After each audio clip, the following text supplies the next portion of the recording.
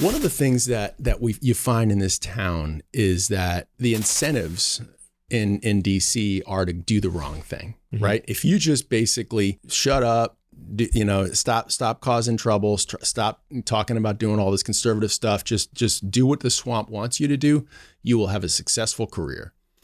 We need to turn that upside down, right? We need to basically say, if you fight for the good, fight the good fight for conservative causes, you can be successful and you can get good jobs, and you can be somebody who actually puts points on the board and has a rewarding career. And that's really the essence of what CPI really is focused on, is creating that infrastructure that allows people and encourages people, creating a culture where doing the right thing is rewarded.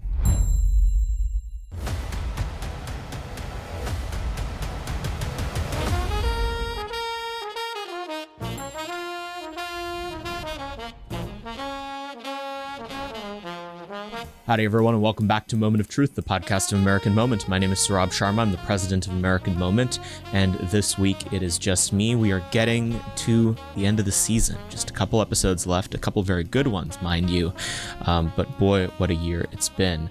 Just before we had our guest in today, he asked how many of these episodes we've done, and the number I said, 135, still sort of baffles me. As always, be sure to go to AmericanMoment.org. There you can find everything we have cooking as an organization. The Fellowship for American Statecraft application is going to close very soon. This is for the spring fellowship. It starts in, I believe, like mid-February and goes till the beginning of the summer. This is $3,000 a month for 3 months to get your first job on Capitol Hill. We'll place you in a great office. If you are aligned with the values we talk about on this podcast, you want to put your hat in the ring, this is the way to do it. It's the best program of its kind in Washington. We highly encourage you guys to check it out. Today we had on someone who's way overdue. Ed Corrigan is probably more responsible than all but maybe 10 other people on this planet for why American Moment exists. He's the president and CEO of the Conservative Partnership Institute and has over 25 years of leadership experience on Capitol Hill and in the conservative movement. In 2009, GQ magazine named him to its list of the 50 most powerful people in DC. He was tapped by the Trump transition team to lead the personnel selection process for all domestic policy departments, and he put almost every good person that was in that administration at the beginning in there. He works with the Conservative Action Project and serves on the board of the Leadership Institute. And before that, he served in senior roles in the United States Senate. From 2003 to 2012, he was the executive director of the Senate Steering Committee, the caucus of conservative senators under two chairmen, Senator DeMint and Senator Jeff Sessions. And he served again at steering as executive director under Chairman Mike Lee during the spring of 2017. He got his start as an intern on Capitol Hill at the Senate Foreign Relations Committee under Senator Jesse Helms, and was in Senator Bob Smith's office as well. In 2011, he received the Wyrick Award for Capitol Hill Staffer of the Year, and also went over to the Heritage Foundation as their vice president for policy promotion when Senator DeMint was there. He was born in the town of Lakenheath in Suffolk, England, where his father was stationed while he was in the Army. He grew up in Longmeadow, Massachusetts. He holds a Bachelor of Arts degree from the University of Massachusetts Amherst, and his wife and him have two children, Allie and Danielle, and they live on Capitol Hill. Ed is one of the great titans of this movement. He is generous in spirit, brilliant in mind, and very, very good at what he does. He helped make our organization exist, and we had a fantastic conversation about how this town actually works. How does Congress work? How did the transition work? What does CPI do? And all the little details about how the new right might go about taking on more influence. He signed the National Conservatism Statement of Principles well before I took over the role as executive director. And so he's one of us, and I think you guys will really enjoy hearing from him. We'll go now to Ed Corrigan. Ed, thanks for coming on the podcast. Thanks for having me. We always like to hear about how our guests got to where they are today. You have a pretty interesting story, all things considered. You're sort of an example of, the staffer made good in Washington. Tell us the tale. How did you end up running this organization and doing everything you do today? So yeah, thank you. Basically, I worked on the Hill. I started in 91. I started as an intern in the Foreign Relations Committee. Why'd you show up here? I got involved in campus politics. I went to UMass, very woke school, and was really sort of offended by a lot of the stuff the campus administration was doing. And it was like any, D1 school. It's very filled with activists and leftists. And so got involved in the political student government, was the editor of the conservative newspaper on campus, and really sort of fell in love with that part of it. And so at the end of school, I decided to move to D.C. And took on an unpaid internship in the Senate Foreign Relations Committee for Senator Jesse Helms. Did that for about a month or two. And then finally landed a paying job, which was nice, for Senator Bob Smith of New Hampshire.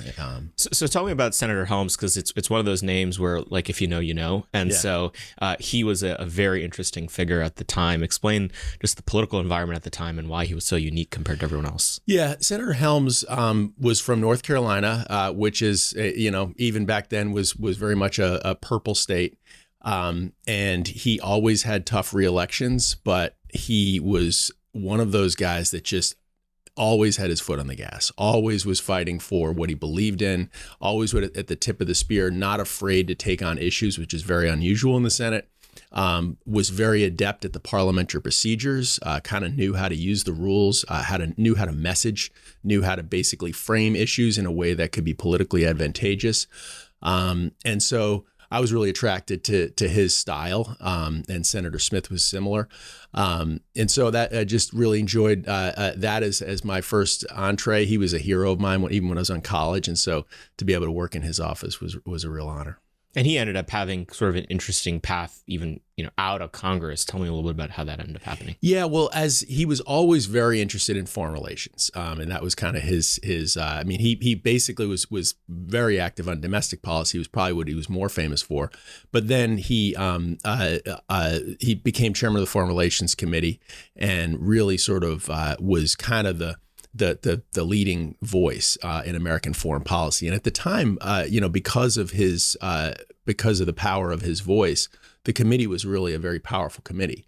And he wielded that kind of power very effectively, not just in the committee, but he was very good at he was very active at trying to install people into positions in the administration. When we had a Republican president, he was very active in trying to promote personnel that he really thought could help move the ball. And that's unusual for senators. Usually they want to hoard their staff, whereas he would say, okay, this person is a real leader, and I need them to be, an ambassador or a, undersecretary or something. And so he was very active in that kind of stuff. Gotcha. So you worked for Senator Helms up until the point he left Congress, I guess, and then what next? Well, I worked for Senator Helms for a little bit, and then I worked for Senator Bob Smith of New Hampshire, and I did that for about 10 years. And he was very, very active as well. He was from New Hampshire, again, very purple state, really kind of a blue state at the time, but he was able to win. And he was really kind of MAGA before MAGA, was very much America first on trade,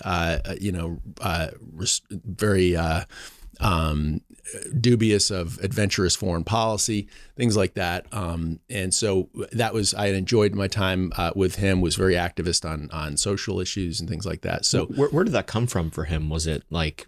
Yeah, he doesn't strike me as like a very intellectual guy. It just seemed like that's what he thought mattered. He was a school teacher, a realtor, and just somebody who just had very strong core beliefs. And, ultimately it wasn't the best fit for the state. It's a tough state. It's Northeastern. It's, surrounded by Vermont, Massachusetts, and Maine. And so it was, he ended up having a tough reelection and was defeated in his primary by a rhino. And so that was unfortunate. But after he lost, I went and became the director of the Senate Steering Committee for Senator Jeff Sessions, who had just taken over. And then I would work for the Steering Committee for about 10 years. Tell me about the story of the steering committee. Why was it created? What's the role that it's played over the years, different seasons it's had? Yeah, so the Senate Steering Committee was created at the same time as in 1974. Paul Weyrich was a real kind of organizational entrepreneur. He was a congressional staffer at the time, and he came up with the idea to have a group of senators that would organize and meet weekly to promote conservative ideas. This was unusual. Usually the parties were the font of ideological cohesion, but he decided that the Republican Party was too weak, too rhino. We had a rhino. Gerald Ford was the president. You had a lot of folks who were running the Senate leadership were not conservative. And so he decided that the conservatives had to have a way to organize. And then the Republican Study was founded at the Republican Study Committee was founded around the same time, the precursor to the House Freedom Caucus. They also founded, Paul Weyrich also started the Heritage Foundation, a lot of other ALEC, a lot of other institutions at the time. So throughout its course, it's had different iterations. Basically, it kind of started to grow in power as basically people started to say, okay, this is actually something that I need to be a part of. And so when I was there, our lunches, and I think to this day, still pretty much all the Republican senators attended them. Every Wednesday they have a lunch. This is one thing about the Senate that most people, it's one of the most important things in the Senate that gets very underreported is the importance of lunches, right? On Tuesday, there's Republican Policy Committee lunch that all the Republicans go to. Democrats have a similar thing. On Wednesday, the Senate Steering Committee lunch. And then on Thursdays, there's like a Thursday group lunch that basically all the senators go to. So that's where a lot apparently senators are like almost dying in these meetings as of this week. Like Joni Ernst needed the Heimlich maneuver. They can get very, that was, Rand Paul rescued her and saved her life. So that was quite, not something you're looking for, but the meetings do get pretty spirited sometimes. And that was that was kind of one of the fun parts about the job that I really hadn't anticipated. But when I first walked into my first steering committee lunch, I was the only staffer in the room. The Secretary of the Majority, Dave Schiappa at the time, would come in periodically, but it was really, I'm kind of like the Uber driver, just sitting there, kind of like just making sure everything's, everything's going okay. But they let it fly, and it was kind of interesting to be there. There's no leaks. It's a pretty tight group at the meeting, but they really have good conversations, and so I think it's important. I think you want to have the ability for people to hash out ideas, and that's where they do it at these lunches. So after Senator Sessions, who'd you end up So then Sessions did it for 4 years and had about all he could take. It's a pretty grueling job, the Senate Steering Committee, because one of the functions of the committee is you're putting holds on bills, right? And a lot of times they're bills that your Republican colleagues or even your Democrat colleagues are really passionate about, but these bills violate conservative principles, so you would put holds on them. So explain what a hold is, and maybe more broadly talk a little bit about the singular power that one senator has that people don't understand. So Trent Lott once tells this story about how he asked when he first came into the Senate, he was the House whip and then basically got elected to the Senate. And he went to the parliamentarian and said, can you tell me, about all the rules? And he said, the parliamentarian turned to him and said, there's really only two rules in the Senate. There's exhaustion and unanimous consent. And the second only happens after the first one. And so basically... And exhaustion's not a term of art here. It's people getting tired. Physical exhaustion. A lot of times it's 3:00 in the morning and finally people are like, okay. But the idea is that the Senate rules are so cumbersome and there's so much the Senate needs to do that at the end of the day, you need 100 senators to agree before anything can really happen. Now, there are bills that they move on regular order, and there's nominees that they'll put through on using cloture rule, which is basically the way that you can kind of end debate when there's a filibuster. Filibuster being some senators talking and just not allowing you to move forward. So the opposite of unanimous consent is what's called the hold. And basically that means one senator has expressed their opposition to moving forward on something. And if you don't have that one senator, you don't have unanimous consent. And so that was a big part of what the Senate Steering Committee, we reviewed every bill that came across what we call the hotline, which is essentially bills that are going to be going through without a debate or a vote. And so oftentimes we would slow them down and say, okay, well, we don't like this particular provision in the bill. And we'd have negotiations with the committees and say, okay, well, if you take this out, we'll let it go. And they'd be upset, but they'd be like, okay, well, this is what we'll do. And so that was a big part of the job. And so, Sessions, he leaned into it. He did a great job with it, but ultimately he's like, okay, I'm going to hand this off to somebody else. Senator Jim DeMint had just been, he was a pretty new senator, but decided that he would take it on. And so I went to the senator's staff and said, listen, I'm happy to turn in my resignation if you guys, want to bring someone. He had a really good staff. And so there could have been anybody in his office that could have done it. But they said, no, we'd like you to stay on. So I got to continue with him and basically enjoyed that for 6 years under Senator DeMint. So it's a very interesting situation because Senator DeMint really became the leader of the conservative movement inside the Senate during his time there, and then continued being the leader of the conservative movement after. Tell me that story. You followed him, and run me through how it ended up with the creation of CPI. Yeah. So so Senator DeMint was. It's funny. He was kind of a. He wasn't like a real sort of bomb thrower senator his first couple of years. He was just kind of, figuring it out and was very, very interested in policy, messaging, things like that.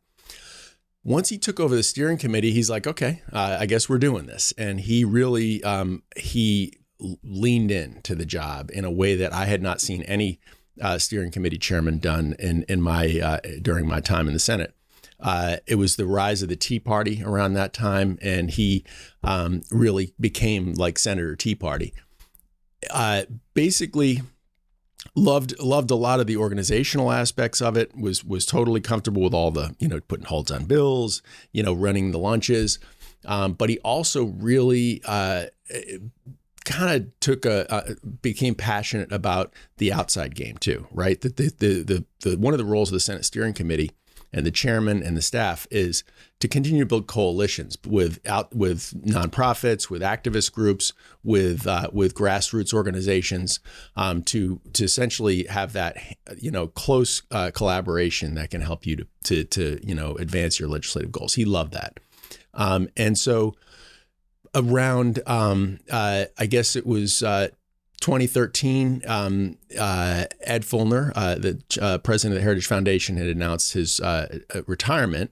And so Senator DeMint put his hat in the ring to be the chairman of the Heritage Foundation, president of the Heritage Foundation. And so they selected him to do that. And so I felt like the Heritage Foundation is a large organization. I think requires, a pretty good, senior leadership team. And so a bunch of us that were in his office, I could have stayed on the Hill and done another job, but I felt like it would be good to go and help him with that. And so we all kind of went over, myself, Wesley Denton, and others in his office went over to help him run the organization. And how did that go? Well, I really enjoyed it. I mean, it's a fun place. You have so much resources, but it's a little bit. I mean, it's like a city, right? You got 300 staff. You have a massive budget. It's like you're running a government agency to some extent because it's so large. And so I think we did some really awesome things. I think the Heritage Foundation was really. Heritage Action had become very powerful during the Tea Party, and so we were able to continue that. We were able to be very actively involved in the Trump transition, which we can talk about that.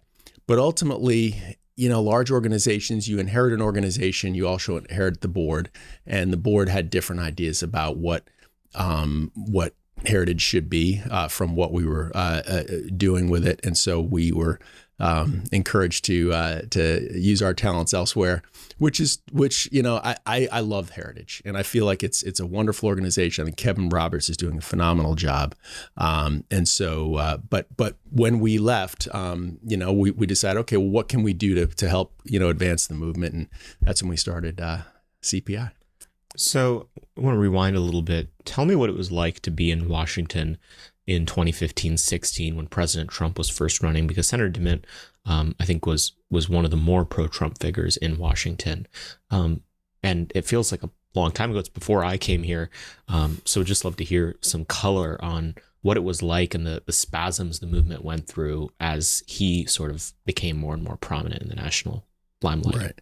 I think that there's several aspects to it, right? I think the one we see the most, and the one that people are maybe the gets talked about the most is, oh, we don't like his style, we don't like his tweets, or a lot of the DC sort of polite establishment doesn't really was off-put by the sort of like the colorful, style that he had, the frankness that he brought to the table, which I think is what really communicates authenticity for a lot of his voters.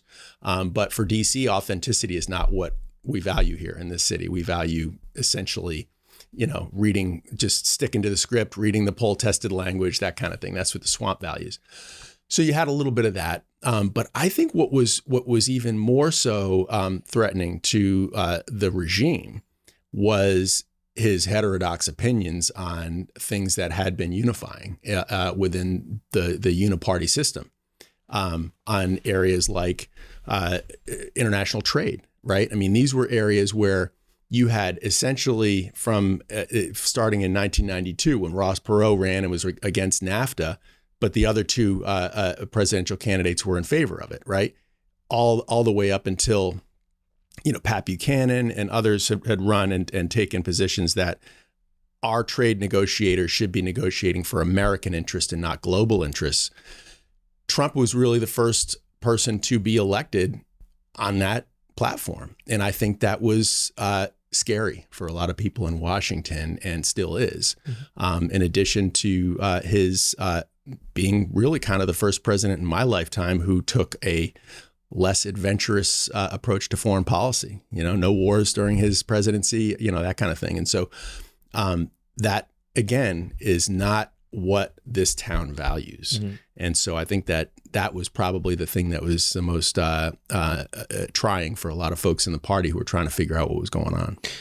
To be fair to people, the conservative movement and the uniparty are overlapping, but not that exactly. Overlapping Venn diagrams. And so, that everything you just said makes a lot of sense as far as the uniparty. But within the conservative movement, I mean, I think, well-intentioned people who thought they were fighting, who, and had been fighting, even they had a lot of issues with the president. I mean, what was it like to be in rooms where, people who had exhibited courage, who had gone out on a limb in the past, but just were completely revolted by the direction that Trump wanted to take things? Like, what was that like? I mean, I've heard stories, I've read books about all of the friendships that were broken, et cetera, but curious what you make of that piece of it. Well, I think that is going to naturally exist. One of the, I worked for the Center for New Hampshire for 10 years and actually lived there for a while. Basically, New Hampshire goes through this every 4 years, right? More so Iowa, New Hampshire in particular, and to some extent South Carolina, the political party basically gets into a fight to the death every 4 years, and then at the end of it, you have to sort of put the pieces back together. It's the nature of a robust presidential primary that you're going to have people on either side, different candidates who basically believe that their vision is what needs to happen, but then at the end of the day, somebody wins, right? And so I think that was really what ultimately was some people struggled with after the after the election is Trump won. And so having said that, there were a lot of people who might have preferred one of the other candidates and really kind of struggled with, but that my candidate didn't win and that's disappointing to me and that's fine. But from my perspective, we did have to help him with the transition, right? And so once the convention happens, at that point, we're not in a primary anymore. And I think some people really kind of still thought we were, right? I mean, a lot of the, Bill Kristol and so forth, a lot of the Never Trumpers who basically still think we're in the 2016 primary. But basically our view and the view of Senator DeMint and the Heritage leadership was, we need to do everything we can to help him. He is our nominee. And if he wins, we need to be able to help him to staff up his transition and to basically be successful. And so that's what we did. And it was a big part of my life during that period from, summer of 2016 through, January 20th. So tell me what that was like. What was the phone call? What did it mean to work on the Trump transition? It had its own phases. Tell me the play-by-play. Yeah, so the transition, and there's a lot of talk now, but just a lot of groups are involved in trying to prepare for the next transition, and you have different phases that basically it goes through. The first phase, the kind of pre-convention, transition really is secret. Like there's nothing really public going on. And it's important that it be secret in that basically you don't want your campaign staff getting distracted and focused on a transition effort, right? That your focus needs to be on winning. But we had kind of just basically back channel conversations. I was at the Heritage Foundation. Rick Dearborn was working for the campaign. And we were talking, okay, but having real conversations, putting real pen to paper on how we would look at structuring what the post-convention transition would look like. Rick was essentially the person on the campaign that was essentially dispatched to work on this project. At the point at which that Trump became the nominee, Rick was still working on the campaign. They announced that the transition was going to be run by Chris Christie, who brought in his own people. I think that was a little bit of it created a bit of a hiccup, right? Because Christie was not a Trump loyalist, didn't really understand his philosophy, was not loyal to his agenda or his allies, nor were the people that were running the transition. Some were, but basically his senior team were essentially Christie people. And so that created a little bit of a challenge, but our role, the movement, was to try and install as many people there's a physical office when you have, after the transition, after the convention happens, there's going to be a physical office in DC in a GSA building where all of your sort of pre-election transition people are working. They're doing things like personnel vetting. They're preparing memoranda. They're all the types of things you would be doing to prepare for an administration, a new administration. You're doing that kind of thing. And so that was being run by Chris Christie. On election day, after Trump won, all the people from the campaign are now released to be involved in the transition. So you basically have an influx of new people. These are really your kind of inner circle Trump loyalists who had been previously working to win the election are now working on the transition. So you're getting an infusion of real talent to come in and start taking it to the next level.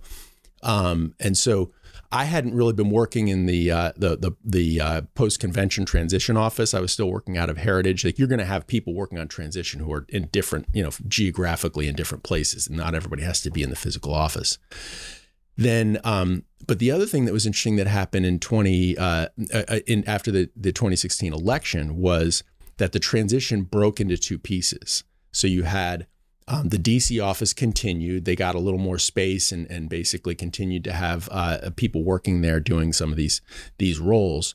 But then a lot of the senior campaign leadership was basically the Trump campaign had been run out of Trump Tower. It was on the 14th floor of Trump Tower. It's actually, I think, like the fourth or fifth floor, but Trump, in his real estate genius, decided people like larger numbers when they're on the top floor. So he basically skips like 10 floors, which is hilarious. But yeah, so it was actually the floor, the 14th floor of Trump Tower had been the set of The Apprentice. That was where the boardroom was and all that other stuff. And so it was kind of a bizarre setup. It wasn't really your typical office setup. But that was where we had, so the day after Thanksgiving, they called me and said, can you go there to work out of this office, to work on personnel for domestic policy? And so basically lived there for about a month or so, month and a half. Wow. What was that like? It was fun. It was basically like working on a campaign or doing something where, you're just away from your family. You're just kind of like doing a full-time job. I mean, it was like, basically we were there all day until late at night, just working on this project. None of us are getting paid. We're just basically loving what we do. But it was really, it was very ragtag. You're kind of building the plane while you fly it. But basically we would prepare these like org charts and recommendations for different cabinet positions, and then assistant secretary, deputy secretary, that kind of thing, and then we would send them up to an executive committee that all the senior leadership from the Trump campaign, family members, and so forth, and then they would review all these memos and kind of make some play calls on who was going to take different jobs. And we had a team in DC that would feed names to us. And a lot of it was really, you would put a lot of reliance on endorsements, right? So basically on our sheets that we would present, it would say, okay, this recommendation has, Steve Bannon, Dave Bossie, Kellyanne Conway, and Jared Kushner, and then this person has, could be, any recommender, Newt Gingrich and Rick Dearborn and different people like that. So you would basically send that up, and then they would I think a lot of emphasis in this process is going to be on endorsements. So for people who are trying to get positions in the administration, the more you can essentially get people to vouch for you, like, you're in this process. That's super important, right? Because we can't know everybody. You're in the personnel business. American Moment feeds people into the congressional staff all the time. The Hill office doesn't know these people, but they say American Moment does, so therefore they trust that. And so I think we live in a world where, to some extent, it's not what you know, it's who you know, right? And so that's what I found on the transition ended up being very important. Tell me, is that process mostly a kind of getting to a yes process, or were there endorsements that you would see and be like, red flag off the desk? Some of it could have been that, yeah. But usually those kind of people, if it was somebody who was a red flag, they wouldn't make it on the, we essentially the only people you would list on the sheet would have been people that were known Trump captains, people who were either people who are strong supporters of him during the campaign, people who were his friends, or people who were known ideological allies, and that we would value that basically the executive committee ultimately would value their endorsement. What's the biggest misconception people have about how that transition went? I feel like there's a lot of mythology and a lot of, people talking out of their, about it. But what you were there, what do people not understand about how it was? I think that basically the one thing that for me, the real wake up call to how tricky this all is that the handoff from each of these phases is very difficult, right? You think you're building this system and everything's going to happen, and then it's all going to play out the way you want. But the most important handoff is on January 20th, right? When he stands in front of the Capitol, puts his hand on the Bible. At that point, the whole transition office essentially evaporates, and everybody goes into their jobs in whatever department they're working at, in the White House or in the DHS or whatever. And now they're trying to figure out how they get their desk and they get their badge, and they're doing all these things that are very pedestrian, sort of they're not doing the stuff that you put in all these memos.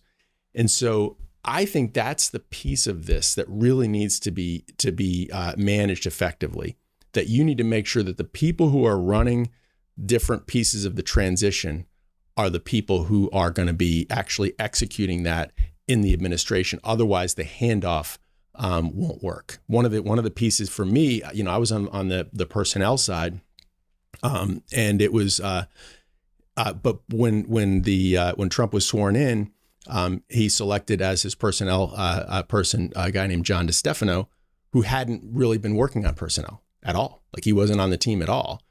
And, that basically, so he's starting from square one, right? I mean, I think he still presumably had some of the documents that we had been working on, and certainly the cabinet designees had that, but it was, that was a little bit of a challenge. And so that I think those are pieces that I think need to be really, you got to pay attention to those pieces. Yeah, makes a lot of sense. What, you were involved with this transition, but you decided to come back to CPI after that. What was the reasoning there?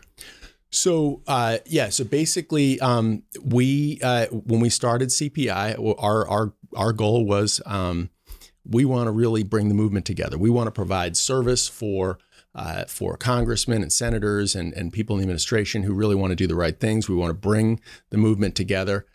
One of the things that you find in this town is that people, the incentives in DC are to do the wrong thing, right? If you just basically shut up, stop causing trouble, stop talking about doing all this conservative stuff, just do what the swamp wants you to do, you will have a successful career. We need to turn that upside down, right? We need to basically say, if you fight for the good, fight the good fight for conservative causes, you can be successful and you can get good jobs, and you can be somebody who actually puts points on the board and has a rewarding career. And that's really the essence of what CPI really is focused on, is creating that infrastructure that allows people and encourages people, creating a culture where doing the right thing is rewarded. Walk me through how you see the ideological, professional, financial incentives for specifically members of Congress. We'll start with them and then we'll go to staff. Why is it that all the incentives are allied against them?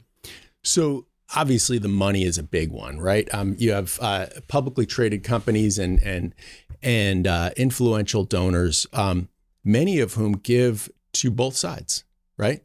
And they're not looking to, win ideological victories. They're looking to buy access for their special interests. That's a ton of the money in this town. And then the second thing is basically you have a concentration of power in the four party leaders on Capitol Hill, the Senate Republican and Democratic leader, and then the House Republican and Democratic leader, that have super PACs and political infrastructure that all of it is put in furtherance of the uniparty. Not in furtherance. Now, the Democrats use their money to elect liberals. The Republicans use our money to elect liberals, right? And so and that's not fair. I think what we want, what I think conservative and Republican donors expect is that when they give money to super PACs, it's not going to be weaponized against conservatives in Republican primaries. It's going to be used to win seats, to create a conservative majority. And so I think that's one of the incentives is money. The other incentive that we talked a little about before is the social, right? Why do people not fight? Well, part of it is that you have all these congressmen and senators are social animals, right? And if you stick your neck out, sometimes you get it chopped off, right? And all of a sudden you're going down and you're going down to vote and nobody's talking to you and everybody's mad at you. And you go to these lunches and everybody starts yelling at you and basically not sitting with you. It's really kind of, Rachel Bovard says it's if she were to pick two movies to apply it to, it would basically be The Godfather and Mean Girls. Mean Girls is essentially the best description of how Washington works. And I think that's one of the things that we pay a lot of attention to is the social aspect.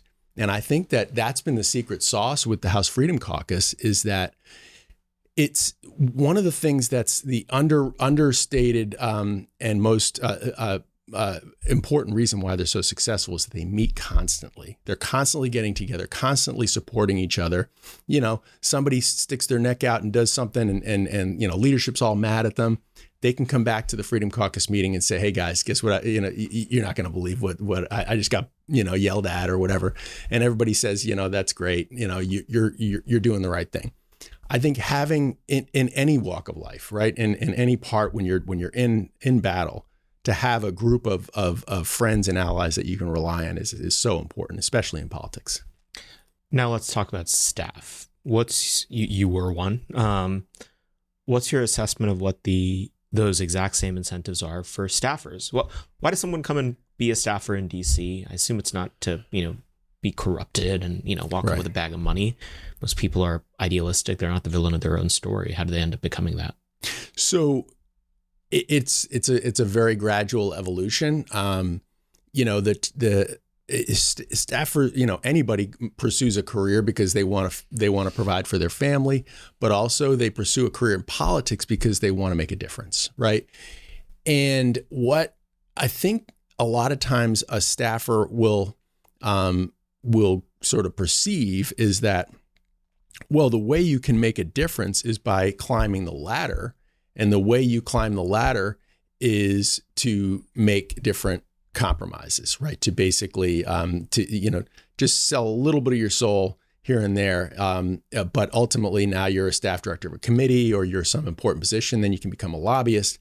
And so I don't think it happens that from the very outset, like you say, you're saying, okay, I want to be a fat cat lobbyist and be making a bunch of money selling my soul to, pharma or something like that. It's just basically, you realize that ultimately in order to get through the system, in order to rise up and become somebody who can make a difference, you have to play the game.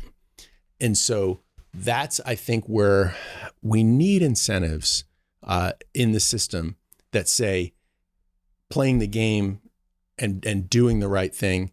And I think what we saw play out on the House floor, where you had the Freedom Caucus exercising power and electing a speaker specifically because he had been seen as somebody who was courageous, who was supported our ideas.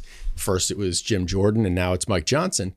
Like, this is new, right? This is basically a game changer, where in the past, all Republican elected positions always went to the least common denominator. It was always the least. I mean, Mitch McConnell in the Senate is somebody who doesn't ever exhibit any interest in fighting for our ideas. Kevin McCarthy struggled with that position. And so, but now I think you have an example of somebody who was specifically elected as Republican leader because people felt like he would be represent our base. How is that going so far? How's you grade Speaker Johnson's progress? What are you looking out for in the months to come in terms of how we're going to assess him? It's tricky because he came in. It's like when I was working in the Senate office, you would have the classic story of the legislative correspondents are the ones that answer mail. And so you'd have an LC that got fired, and then the new LC comes in and basically realizes that there's like 1,000 unanswered letters sitting on his desk. And so now, okay, how am I going to succeed here? I got to answer all these letters, and this is an impossible task this guy left me with.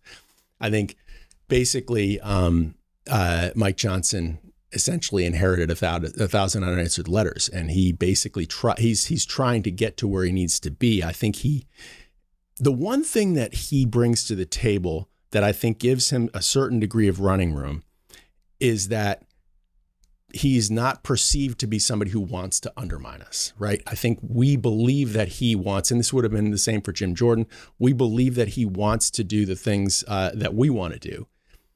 And so I think people are going to trust that he's trying to do, that he's trying to get it and will get as much as he can. That's ultimately the job of a leader. That's the job of, in an adversarial two-party system, each leader's party has to believe that they are going to negotiate for the best they can get. Mm-hmm. And if they don't get it, it's because they couldn't get it. I don't think we really know yet. I think there's a lot of things that are that people are still kind of like, okay, well, I'm waiting to see. And you get a lot of smoke and mirrors. There's we call it the glossary, where leadership tries to basically give us these sort of Jedi mind tricks to pretend they're trying to fight for the things we want. And then we don't get anything at the end of the day. And so it's always difficult to try and predict what the outcome is that they're actually looking for. And so there's a number of moving pieces right now in the negotiations on things like Ukraine aid, border security, spending levels. All of them are kind of moving parts. Nobody really has any idea where anybody's what posture each is taking, because it's all happening, behind closed doors. But I think conservatives are watching, and at the end of the day, Speaker Johnson's going to be judged by the outcomes of these things. And it's not like we expect him to win on everything, but we do expect him to fight for the best he can get. I'm curious, this can seem like a tangent, but part of the reason why the conservative movement became effective over the last 20 years or so is that conservative media both came into existence and became more conservative. And so, if you look at the feed of your typical influencer on the internet, I think they have a pretty low tolerance for hearing a song and dance about why something that seems pretty weak is actually good. Are you worried at all that if Mike Johnson pulls it off and starts getting to much more conservative consensuses, that the movement's going to be incapable of properly rewarding him for it because the influencer class is going to say, but I thought, these kind of spending bills are bad, or, X, Y, and Z. How are you thinking about setting up incentives properly for this new way of doing things? Yeah, I think that basically, because it's double-edged sword, right? You have at some point you want to basically raise the bar where it's really difficult for him, or move the Overton window, however you want to describe it, to where the result is going to be better than it would have otherwise been. But ultimately, the idea that basically there's going to be some signing ceremony with Chip Roy and Andy Biggs and everybody standing behind Joe Biden clapping, it's not going to happen, right? Yeah. So basically, we need to recognize that at the end of the day, it's the level of disappointment in the product that we should be judging, not whether we're disappointed at all. We're not going to get everything we want, but a good example of this would be in 2011 when we had created this plan called the Cut, Cap, and Balance plan, and it was a almost absurdly a big ask that we had out there. We wanted to pass a balanced budget amendment and all these wonderful things. At the end of the day, they passed a bill, the Budget Control Act, which was probably the biggest and most consequential limitation on spending that we had seen in a decade. And we were all kind of pissed off about it, right? It was like a disappointment. But from where it was before we started the Cut, Cap, and Balance strategy, John Boehner wanted to increase taxes, wanted to increase spending. McConnell just wanted to raise the debt limit with no attachment to it. We ended up getting something that was less bad than we would have otherwise gotten. And it actually moved the ball a little bit down the road, but not as far as we wanted. Mm-hmm. I think ultimately that's what's probably going to happen here. But I think ultimately I am the more likely thing, being a cynic, is that it's going to be a total sellout and you're going to have a fake immigration package attached to a giant Ukraine bill and a bunch of Christmas trees for lobbyists on K Street, and everybody's going to be mad about it. I think that's what we assume is going to happen. If that doesn't happen, that will be an extraordinary breath of fresh air. And so I really, I think we have no choice but to give Mike Johnson the ability to do his best. But being cynics about this town, it's really hard to believe that basically we're going to get everything we want. Mm-hmm. But I think the one thing we have right now is that even somebody like Mike Johnson, who everybody trusts, we're holding him accountable. The Freedom Caucus and all these guys, you see it. People are watching very closely, and people are not going to be tricked this time with the normal smoke and mirrors game. So it's a high wire act, and this is what you run for, right? Yeah. Tell me how you feel about scorecards. This was another one of those kind of tools of accountability that it's existed for some time. In fact, the organization I used to run in Texas did the first one in the States ever in 1968 or 1978. But, if you were to play out that virtuous branch that you laid out, where conservatives are able to enter the process, significantly move big legislation to the right, presumably they have to end up voting for that legislation. Yeah. Otherwise they lose the ability to speak into that process. In that transitionary phase, as conservatives are taking the driver's seat, does the utility of scorecard politics become dangerous or an enemy of the progress you want to make? How are you thinking about that? So on scorecards generally, and then we'll talk about the specific situation, I see that there's really kind of two different types of scorecards. There are scorecards that are designed to inform and educate voters about and reveal who is the best and worst congressman or senator or state legislator or whatever. Oftentimes scorecards like that are done after the fact. At the end of the year, you look at all the votes and say, I think, looking at it, these are the most important ones. The ACU scorecard was one that was done at the end of the year, right? They don't really always announce their scorecards. Then you have scorecards that are designed to influence the process, right? More so, the NRA is the classic example of that. Like the NRA doesn't score many votes, but when they do, the earth shakes, right? But a lot of scorecards today are like a hybrid, right? The Heritage Action scorecard, the Club for Growth scorecard, different ones like that, where you basically are trying to influence the vote, but you're also trying to reveal and inform and educate your members. And that can get tricky because basically, when you announce a vote ahead of time, is that vote actually going to be the most revealing one or not, right? And so that becomes something that it's just a game you play. Votes aren't always, as you know, the most important indicator. A lot of times there are members who may have really solid scorecards, really solid voting records, but behind the scenes they're constantly caving and doing nothing to advance the cause. And then you may have a member who maybe is not in line with a group on everything, but basically they're one of your biggest fighters. So, but it is what it is. I think it's important that people be able to, that the voter be able to kind of see, and scorecards are really kind of just a Cliff's Notes to that, and it kind of opening conversation. But then you want to sort of look under the hood and figure out what's behind it. Yeah. One of the things that me and a lot of my friends have been extraordinarily appreciative of when it comes to CPI is how open you guys have been to this rising ideological faction on the right.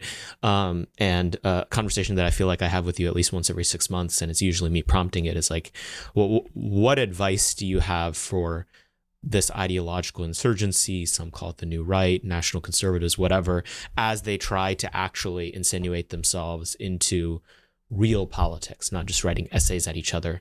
How do you think about what the pitfalls are, where opportunities are, and where we can make the most impact? Yeah, that's a great question. I think basically, I think the most important way to think about it is that a nascent movement will naturally be initially focused on being a provocateur, right? Like, so when you look at the early days of the pro-life movement, there was always the big protests with pictures of dead babies and all this stuff. You're just trying to get attention. And in the animal rights movement, they were spray painting people's coats and doing all this stuff, disgusting stuff. And the gay rights parades with they're still doing this stuff.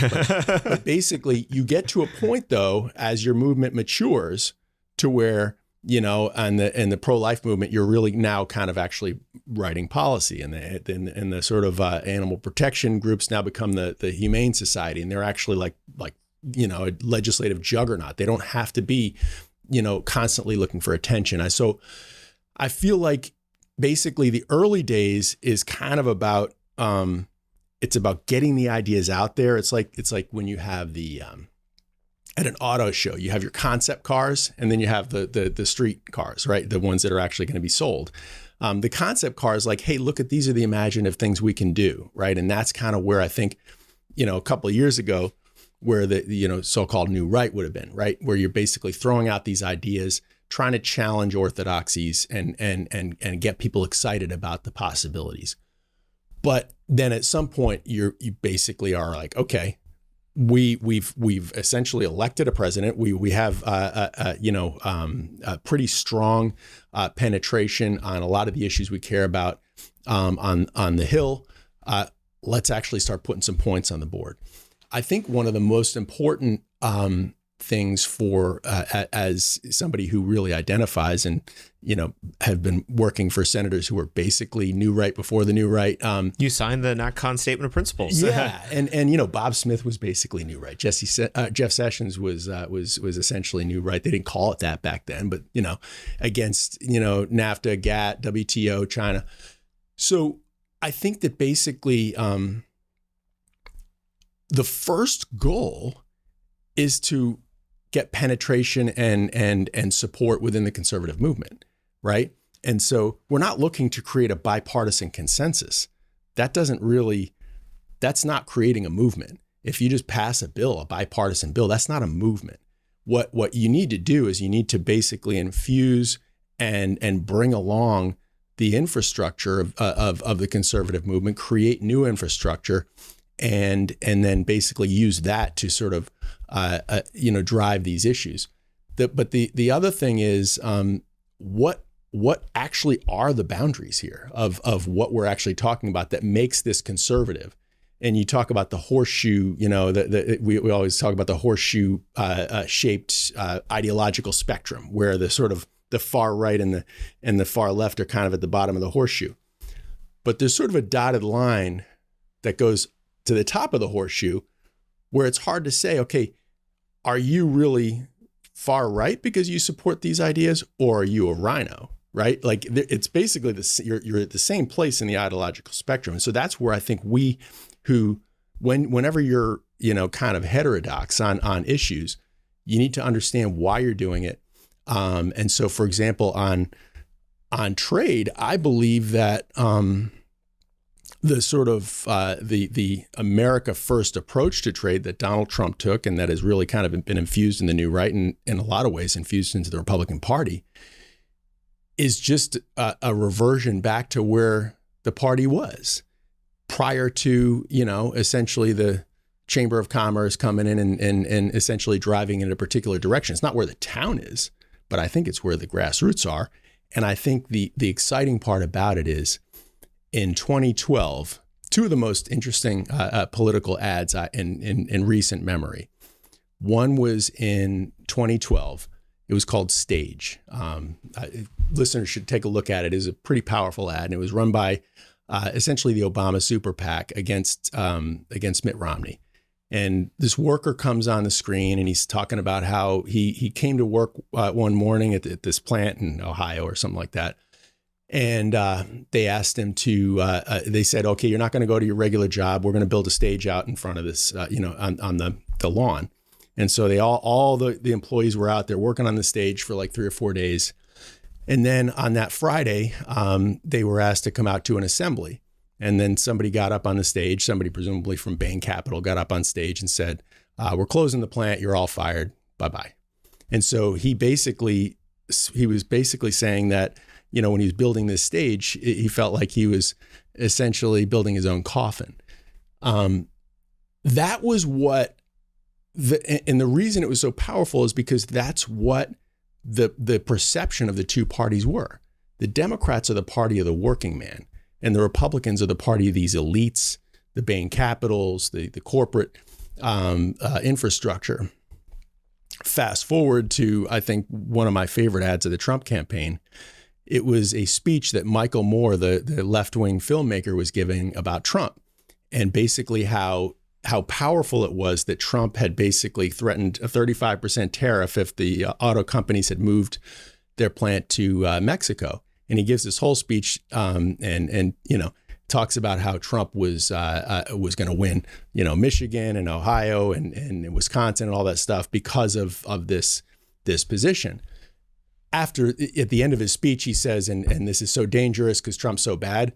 The Trump campaign cut off the back of the speech and basically only put the good stuff, put it to music, and it was an amazing ad. But basically, though, in 2012, we lost non-college educated voters by a very significant margin. In 2016, we won by like 8 points. Highest, non-college educated whites, highest result since, I think, 1980. That's the new coalition. That's what the Republican Party is. And I think it's really been hard for the DC establishment and the political Republican infrastructure in DC to wrap their heads around that we are now the party of the working class, the people who actually, shower after work rather than before work, right? And so what does that look like? And I think the new right is a big part of trying to infuse some of those ideas. And how do we help these people? That all makes a lot of sense. I want to take some time specifically, Ed, talk about what is CPI up to? Who should be coming to you guys? Obviously, people should be giving lots of money to you guys, but beyond that, what exactly is going on here? Because I've watched you guys pitch it to people, and it takes a while for people to wrap their heads around it. So I wanted to give you the chance to explain everything you guys have cooking here. Sure. So we CPI starts from a perspective of our goal is to change the culture in DC, to change the culture from compromise, sell out, and then make a bunch of money and basically just go along with the machine. We want to create a culture where people are encouraged to be fighters, to stay true to their principles, to do what they said they would do on their campaign, and for organizations in the conservative movement to work together well. And essentially our programs are designed to support that. We do training, and a lot of that is in partnership with allies such as American Moment. We do job placement. We're going to be obviously involved in the transition, but we're also doing a lot on that Capitol Hill. We do coalition work. We're a big part of what we do, and because we're fairly small, we're not really a threat to any other groups, and so it gives us the ability to basically be helpful to organizations and putting coalitions together on particular legislative, and policy battles. And then finally, we do movement support. We've basically started a law firm and an accounting firm and other things that basically can be used to support organizations. But finally, I think probably the thing that we've that's been a little bit of a new thing that really came out of after the 2020 election is incubation of new organization and trying to provide wind under the sails of people with creative new ideas. And there's a lot of new organizations that we're in a really cool moment in the conservative movement today, kind of similar to what we talked about at the beginning with in the 1970s, where you had a lot of these new organizations popping up. There's a lot of real imagination and creativity going on in the conservative movement, and people coming up with different ideas and ways to sort of to help advance our cause. And CPI, one of the things that we really want to be a part of is helping them be successful. And so that's a big part of our strategy. It's interesting because it's one of those things you say, it sounds very nice. What was utterly revolutionary when it comes to the way most organizations operate. I mean, American Moment was one of the beneficiaries of that generosity. Why is it that no other conservative organization had ever been interested in doing that kind of thing? Well, I think the incentives when you're creating an organization naturally are going to be insular, right? You want to make sure that you're paying the bills, that you're successful in growing your organization, and basically, it's like a corporation, right? The goal of a corporation is to be is to grow, right? And to be successful. And if there's a cool idea that needs to be happening, maybe your corporation should be doing it. And that's the way a lot of conservative groups would operate, and that's natural. One of the things that during the Tea Party era, there was a book that was a lot of people were reading called The Starfish and the Spider. And basically the concept of the book was the analogy was that the spider, if you cut the spider's head off, it dies, right? Whereas the starfish, if you cut the starfish leg off, it grows a new one. And it basically talks about different types of organizations that are successful. And I think it was the Aztecs was one that they were looking at, where basically you had you kill the leader and then basically everything collapses. But then there's these organizations that are more diffuse, and this was the Tea Party, right? But basically, Alcoholics Anonymous was an organization that basically it just kind of exists, and there's all this stuff happening, but it's not really centrally managed. And that was I kind of feel like there's an advantage to having lots of creativity, entrepreneurship, autonomy, and everything not being centrally managed. That really, it's the opposite of the way the left operates, right? The left is very hierarchical. All the Soros funded, machineries and nonprofits that basically bankroll the whole machine. And there's advantages to that. But I think there's also advantages to having, people having agency over their organization and being able to use their creative, minds to move things in a particular direction. Also being, listen, you know this, you start an organization, it's scary, it's exciting, it's fun. But at the end of the day, you sink or swim based on your own decisions. And I think that's the free market. That's what we need, that kind of energy in our movement. And that's kind of been central to our strategy. Yeah. You founder archetypes always do more and better. And you guys aligned your own incentives in a way that you could bring a lot more of those into the fold. And we're very grateful. Ed, where can people keep up with you? You unfortunately don't post a lot on social media. I think you should do more of that. But where can people keep up with everything that you and CPI are doing? Yeah, I would just say, if anybody wants to hear about our organization, cpi.org is our website. We got some videos on there. You can hear about things we're working on. But appreciate American Moment, everything you guys do. You do amazing work. We love the partnership with American Moment, and appreciate you having me on the podcast. It was my pleasure. Thanks for coming on. All right. Hopefully you guys enjoyed that. I certainly did. Be sure to go to cpi.org, give them some money, give us money, americanmoment.org, rate and review this podcast, subscribe on YouTube, see our beautiful faces. I wore a nice suit for the show today. We always appreciate people listening. Be sure to fill out the form on our website, americanmoment.org/join, if you want to meet with us and talk about how we're going to get you involved. 2024 is upon us, and there's a lot to do. And American Moment is working very hard to make sure that we do all of it, to make sure that we have the people we need in order to govern the country and govern it well. Thank you guys as always for listening, and we'll see you next week. Moment of Truth is an American Moment Studios production, filmed at the Conservative Partnership Center. Our podcast is produced and edited by Jake Mercier and Jared Cummings. Our intro music is A Minor Struggle by Ryan Serenich. Don't forget to like and subscribe on all platforms, and you can go to AmericanMoment.org to learn more.